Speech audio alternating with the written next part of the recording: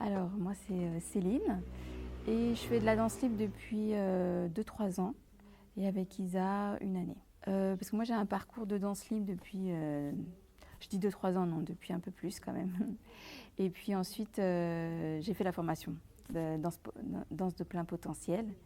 Et comme Isa, maintenant, elle propose des ateliers, je lui dis, bah, je vais venir pour pouvoir pratiquer. Moi, j'aime beaucoup tout ce qui est libre, en fait. Donc, justement, aller explorer la liberté des mouvements, la liberté d'expression, autant par le corps que par l'expression de la voix aussi.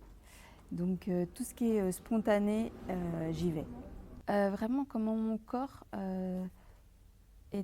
s'alignait avec la musique, avec le rythme de la musique.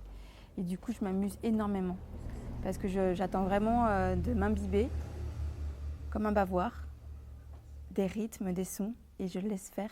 Et donc c'est une magie à chaque fois parce que je suis étonnée de tous les mouvements que je peux faire.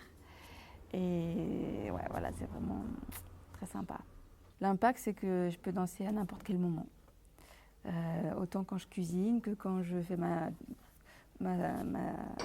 toilette. Je mets de la musique, je sens que mon corps il a envie de danser. Donc en fait, ma vie devient une danse. Parce qu'on n'a jamais fini de découvrir en fait. Il y a tout, à chaque fois, c'est quelque chose de nouveau. Donc c'est vraiment ce côté-là qui me plaît d'aller explorer à chaque fois le nouveau et l'inconnu. Je lui dirais, ben, déjà viens avec moi, tu verras. Et voilà, qu'il n'y a aucune obligation de quoi que ce soit.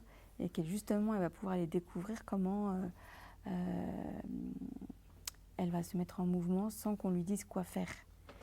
Ça peut être parfois un peu perturbant, parce que parfois on a l'habitude, parce qu'on nous dit quoi faire. Et donc on exécute ce qu'on fait. Alors que là, on te dit rien. Donc c'est aussi oser aller dans cet inconnu, oser se ressentir, parce que c'est pas évident parfois d'aller à l'intérieur de soi et aller ressentir. Et du coup, je dirais, mais en même temps, on s'amuse. C'est pour s'amuser.